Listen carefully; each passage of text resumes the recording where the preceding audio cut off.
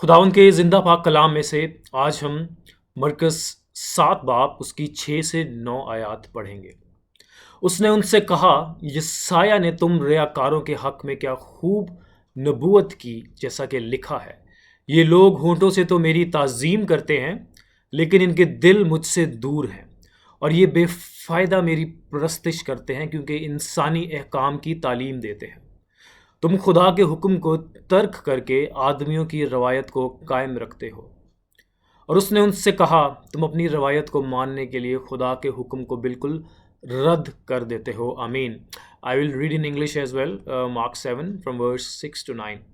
And he said to them, rightly did Isaiah prophesy of you hypocrites, as it is written, this people honors me with their lips, but their heart is far away from me. But in vain do they worship me, teaching as doctrines the precepts of men. Neglecting the commandment of God, you hold to the tradition of men. He was also saying to them, you are experts at setting aside the commandment of God in order to keep your tradition. Amen. So the prophecy which is written in this verse, it's taken from Isaiah 29 from verse 9 to 13. जो पेशन गोई हमने पढ़ी अभी, जो जिसके बारे में यीशु मसीह ने बताया, वो हमें मिलती है यशायाह नबी की किताब, उसका 29 बाब, उसकी 9वीं से 13वीं आयत। इस आयत में हमें बहुत सी चीज़ें मिलती हैं। सबसे पहले तो ये डिफ्रेंशिएट कर रही है खुदा की तालीमात और इंसान की तालीमात।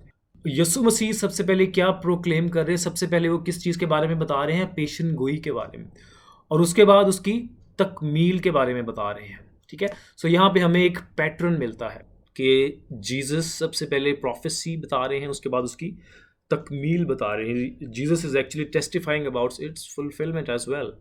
सो यहाँ पे एक हमें पैटर्न मिला है, एक हमें तरीका मिला है जिस तरह से खुदा यीशु मसीह ने कलाम हमें दिया। राइट, इस आयत में जिक्र है कि ये लोग सिर्फ होंठों से मेरी ताज़ीम करते हैं, लेकिन इनके दिल मुझसे दूर हैं। इसका मतलब है कि जो यहूदी थे, उनके पास इल्म था, वो खुदा का नाम लेते थे, वो खुदा के नाम को जानते थे, लेकिन उनके दिल खुदा से दूर थे, और वो सहीफ़ों को ऐसे पढ़ाते थे जैसे वो इंसानी अहकामात हैं। वो खुदा के अहकामात को रद्द करते थे और इंसानों की जो रवायत है उस पर कायम रहते थे। ठीक है, और रवायतें आपको पता है सदियों से चलती आती हैं। आज के वक्त में भी अगर हम ईमानदारों से पूछें, जैसे बहुत सारी प्रैक्टिसेस हमारे रिलीजन में हैं, तो हम उनसे पूछें कि आप ये क्यों कर रहे हैं, इसकी इम्पोर्टेंस क्या है, इसकी सिग्निफिकेंस क्या है। बोल्डली कहते हैं कि ये हमारे एल्डर्स करते आए हैं, हमारे आबाओ अजदाद से ये रवायत चलती आ रही है और हम भी यही करेंगे। तो क्या ये जस्टिफाइबल आंसर है? Is this a justifiable answer? क्या हम अपने सेंस यूज़ कर रहे हैं? Are we using our senses? इस आयत में खुदावंद यीशु मसीह फ़कीयों और फरीसियों से मुखातिब है। तो यीशु मसीह उनसे ये अल्फाज क्यों कह रहे थे? फ़की फरीसी जो थे वो मूसा की शरीयत पर चलते थे, लेकिन वो मूसा की शरीयत को मानते थे, लेकिन उसके बावजूद वो उन सहीफ़ों को सही तौर पे समझ नहीं पाए। उसकी वजह क्या थी? कि वो सहीफ़ों को अपने सोच के मुताबिक इंटरप्रेट करते थे। और यीशु मसीह की तालीमात फ़की फरीसियों सदूकियों की तालीमात से फ़र्क थी। Let's try to learn about these. एक और हम बहुत ही खूबसूरत वर्ड्स पढ़ते हैं जिसमें भी एक पैटर्न हम देखते हैं कि खुदा की तालीम देने का पैटर्न क्या है। ठीक है, we will read Deuteronomy 18 from verse 18 to 22. I will raise up a prophet from among their countrymen like you, and I will put my words in his mouth, and he shall speak to them all that I command him. It shall come about that whoever will not listen to my words, which he shall speak in my name, I myself will require it of him. But the prophet who speaks a word presumptuously in my name, which I have not commanded him to speak, or which he speaks in the name of other gods, that prophet shall die. You may say in your heart, how will we know that the word which the Lord has not spoken? When a prophet speaks in the name of the Lord, if the thing does not come about or comes true, that is the thing which the Lord has not spoken. The prophet has spoken it presumptuously, you shall not be afraid of him. Urdu में भी मैं पढ़ूंगा तशना 18 बाब उसकी 18 से 22 आयत। यूं लिखा है, मैं उनके लिए उन्हीं के भाइयों में से तेरी मानिंद एक नबी बर्पा करूंगा और अपना कलाम उसके मुंह में डालूंगा, और जो कुछ मैं उसे हुक्म दूंगा वही वो उनसे कहेगा। और जो कोई मेरी इन बातों को जिनको वो मेरे नाम लेकर कहेगा ना सुने, तो मैं उनका हिसाब उससे लूंगा। लेकिन जो नबी गुस्ताख बनकर कोई ऐसी बात मेरे नाम से कहे जिसके कहने का मैंने उसको हुक्म नहीं दिया, या और माबूदों के नाम से कुछ कहे, तो वो नबी कत्ल किया जाए। और अगर तो अपने दिल में कही कि जो बात खुदावन ने नहीं कही है उसे हम क्यों कर पहचाने, तो पहचान ये है कि जब वो नबी खुदावन के नाम से कुछ कहे और उसके कहे के मुताबिक कुछ वाक़या या पूरा ना हो, तो वो बात खुदावन की कही हुई नहीं, बल्कि उस नबी ने वो बात खुद गुस्ताख बनकर कही है। तो उससे खौफ ना करना। आमीन। मरकज़ 7 बाब उसकी 6 से 9वीं आयत में हमने देखा कि खुदावन यीशु मसीह किस तरह से कलाम बता रहे हैं, और इस आयत में हमने देखा कि खुदा का पैटर्न कलाम देने का वो भी सेम है। It's talking about the true teachings of God. ये खुदा के कलाम की हकीकी तालीमात को बयान कर रहे हैं। अगर हम इस वर्ड्स को आसान अल्फाज में देखें तो ये पेशन गोई और उसकी तकमील के बारे में बात कर रहे हैं। ठीक है, खुदा सबसे पहले एक शख्स को चुनता है, अपना कलाम उसके मुंह में डालता है, और जो शख्स उस कलाम को नहीं सुनता खुदा उसकी अदालत करता है। और खुदावन ने हमें ये भी बताया है कि हम किस तरह जान सकते हैं कि ये कलाम खुदा का है या नहीं। सो अगर जो कलाम, जो बात कही जाए, जो कलाम दिया जाए, उसकी तकमील ना हो तो वो झूठा कलाम है, वो कलाम खुदा की तरफ से नहीं है। लेकिन अगर उस कलाम की तकमील होती है, अगर उस पेशन गोई की तकमील होती है, if the prophecy is being fulfilled, इसका मतलब है कि वो कलाम खुदा की तरफ से है। अगर उसकी तकमील नहीं हो रही तो वो कलाम शैतान की तरफ से है। सो खुदा की तालीम का एक पैटर्न है, खुदा की तालीम का एक स्टैंडर्ड है, that is prophecy and fulfilment. So जैसे हमने देखा कि यीशु मसीह की तालीम देने का पैटर्न भी यही है। ये तो हमने एक वर्ष देखी, लेकिन और भी बहुत सी जगहों पे देखें। डिसाइपल्स की बात करें, अपोस्टल्स की बात करें, तो तमाम लोग कैसे बात करते थे? Through prophecy and fulfilment.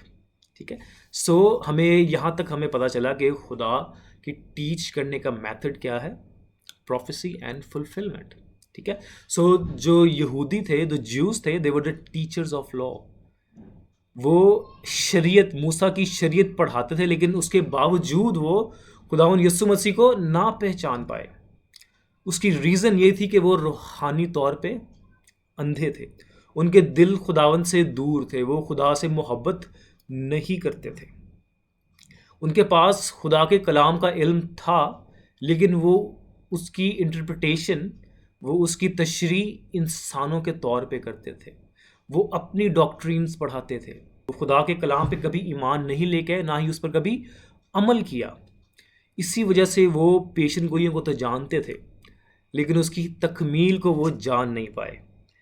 एक और बहुत ही खूबसूरत आयत से हम देखेंगे कि क्यों जो यहूदी लोग थे, जो ज्यूज थे, वो खुदावन यीशु मसीह को पहचान ना पाए। Let's read 2 Corinthians chapter 3 verse 6, who also made us adequate as servants of a new covenant, not of the letter but of the spirit, for the letter kills but the spirit gives life. Amen. I will read in Urdu as well. 2 Corinthians 3 बाब उसकी 6 आयत। जिसने हमको नए अहद के खादिम होने के लायक भी किया, लफ्ज़ों के खादम नहीं बल्कि रूह के, क्योंकि लफ्ज़ मार डालते हैं मगर रूह जिंदा करती है। आमीन। It's a very beautiful and very important verse. जो यहूदी लोग थे वो अल्फाजों पे चलते थे, वो उस कलाम की रूह को समझ नहीं पाए। इसी वजह से देखें, उस वक्त जब यीशु मसीह आए तब यहूदियत में बहुत सारे फ़िरके मौजूद थे। There were Sadducees, Pharisees, zealots, Essenes etcetera etcetera.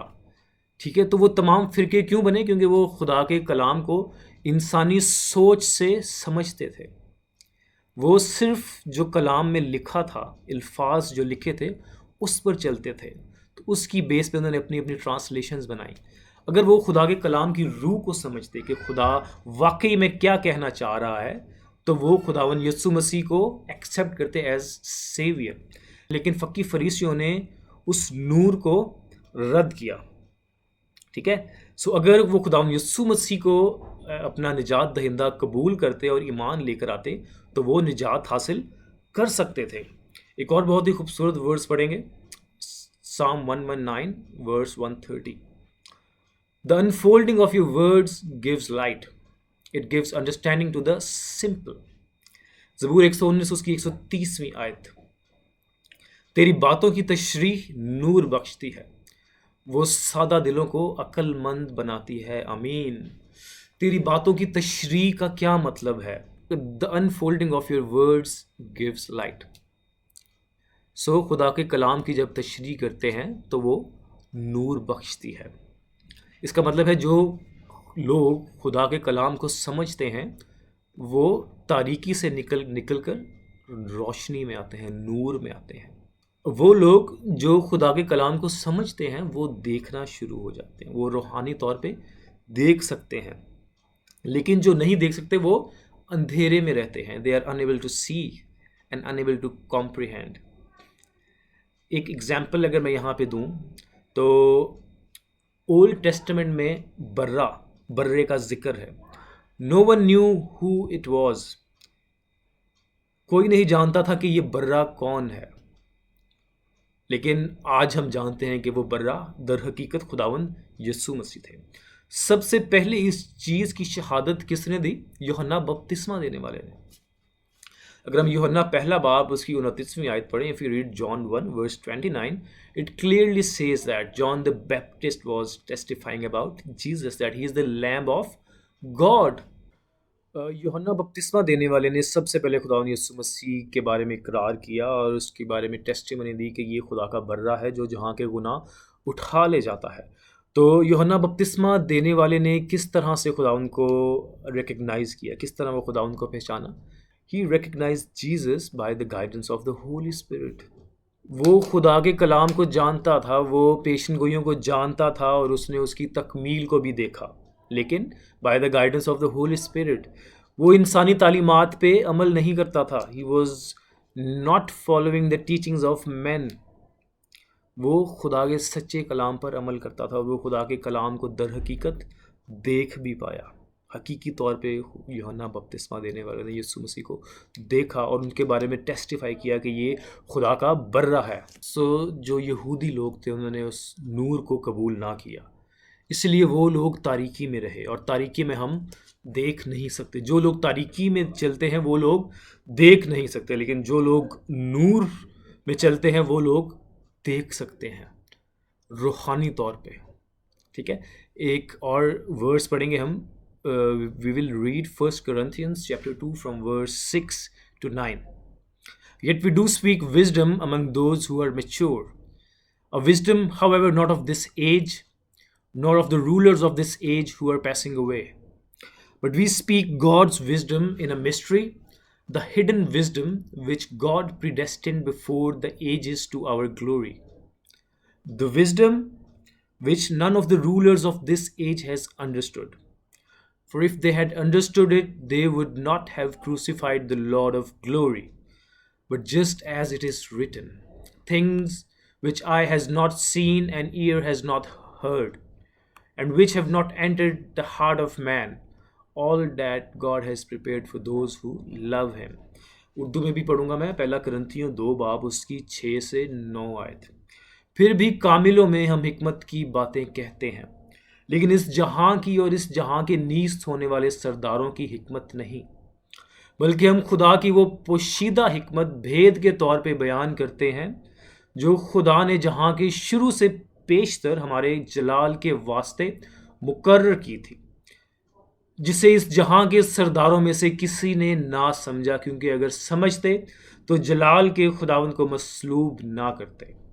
बल्कि जैसा लिखा है वैसा ही हुआ कि जो चीज़ें ना आंखों ने देखी, ना कानों ने सुनी, ना आदमी के दिल में आई, वो सब खुदा ने अपने मोहब्बत रखने वालों के लिए तैयार कर दी। आमीन। सो पौलुस रसूल करंथियों के नाम इस ख़त में बयान कर रहे हैं कि वो हिकमत जो कामिल लोग थे और जो सरदार थे, वो कौन लोग थे? फ़कीह फरीसी, the pastors of that time. वो लोग क्या थे? वो सरदार थे, वो मज़हबी दुनिया पर हुकूमत करते थे, तो वो लोग खुदा की इस हिकमत को समझ नहीं पाए। ठीक है, और वो क्यों नहीं समझ पाए? क्योंकि उनके दिल खुदावन से दूर थे और वो खुदावन से दर हकीकत मोहब्बत नहीं करते थे। तो खुदावन ने ये चीज़ें उन लोगों के लिए तैयार की हैं जो वाकई वाक़तन खुदावन से मोहब्बत रखते थे। अगर हम एक और वर्स पढ़ें, we will read Acts 13 verse 27, it states that for those who live in Jerusalem and their rulers recognizing neither him nor the utterances of the prophets which are read every Sabbath, fulfilled these by condemning him. I mean, I will read in Urdu as well. अमाल 13 बाब उसकी 27वीं आयत। क्योंकि यरूशलेम के रहने वालों ने और उनके सरदारों ने ना उसे पहचाना और ना नबियों की बातें समझी जो हर सब्बत को सुनाई जाती हैं, इसलिए उस पर फतवा देकर उनको पूरा किया। आमीन। सो जो यहूदी थे उन्होंने पेशन गोइयों की तकमील फतवा देकर की। उन्होंने ना ही खुदावंद यीशु मसीह को पहचाना और ना ही उन नबियों के ज़रिए कहे गए कलाम पर अमल किया, और उसको तकमील उन्होंने उस पर फतवा लगा कर की। सो वो खुदावंद यीशु मसीह पर ईमान ना लेकर आए, क्योंकि वो सिर्फ पेशन गोई पर ईमान लेकर आए थे, उसकी तकमील पर ईमान नहीं लेकर आए।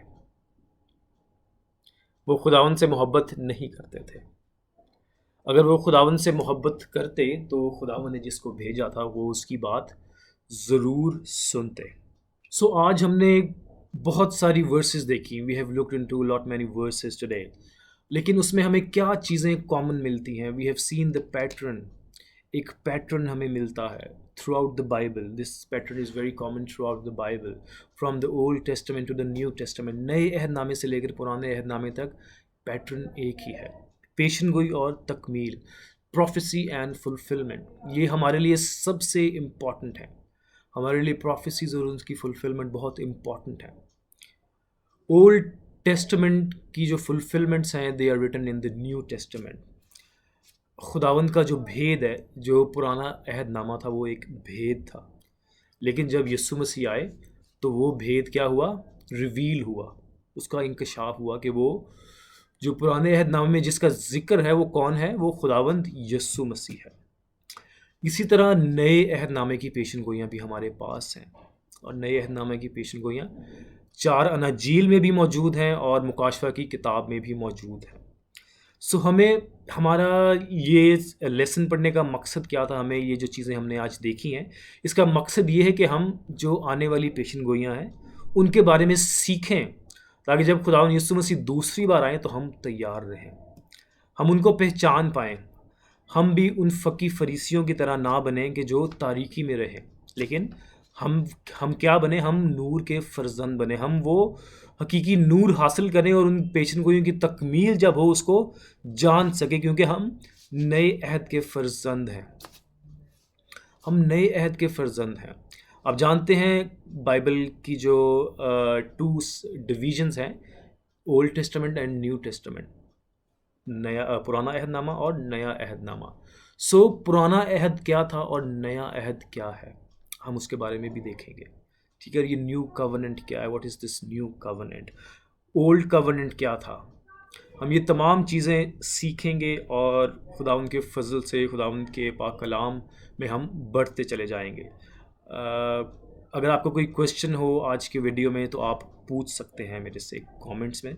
और सो बेसिकली जो हमने यहाँ पे सीखा है वो प्रोफेसी और फुलफिलमेंट की इम्पोर्टेंस के बारे में सीखा है, कि हमें भी एक हमारे सामने स्टैंडर्ड मौजूद है।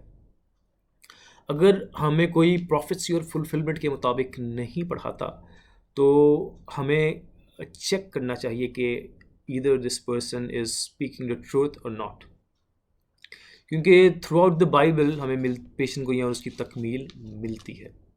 सो हमने भी क्या जानना है? सबसे पहले प्रोफेसीज़, क्योंकि अगर हम प्रोफेसीज़ को जानेंगे तो हम उसकी फुलफिल एक और बहुत ही इम्पोर्टेंट बात regarding the prophecies and their fulfilment कि पेशन गोइयों को जानना इतना आसान नहीं है, बिकॉज़ पेशन गोइयाँ जो है वो तमसीली ज़ुबान में रिकॉर्डेड हैं।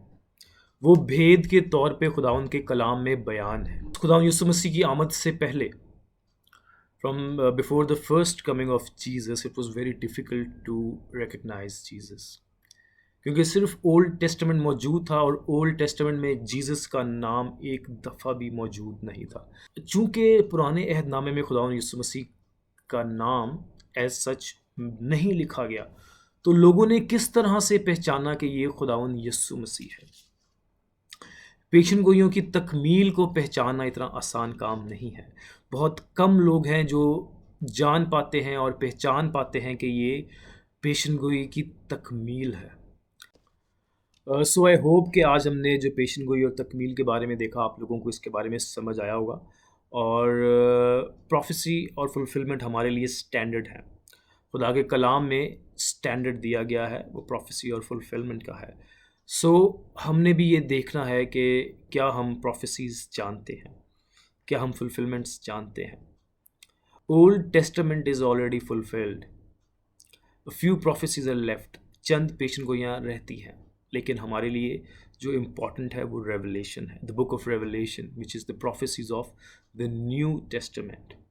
सो हमारे लिए वो बहुत इम्पॉर्टेंट है, क्योंकि ओल्ड टेस्टामेंट की prophecies they are almost fulfilled at the time of the Jesus first coming. खुदा यीशु मसीह की पहली आमद पे वो तमाम पेशन गोइयाँ तकमील हो चुकी हैं।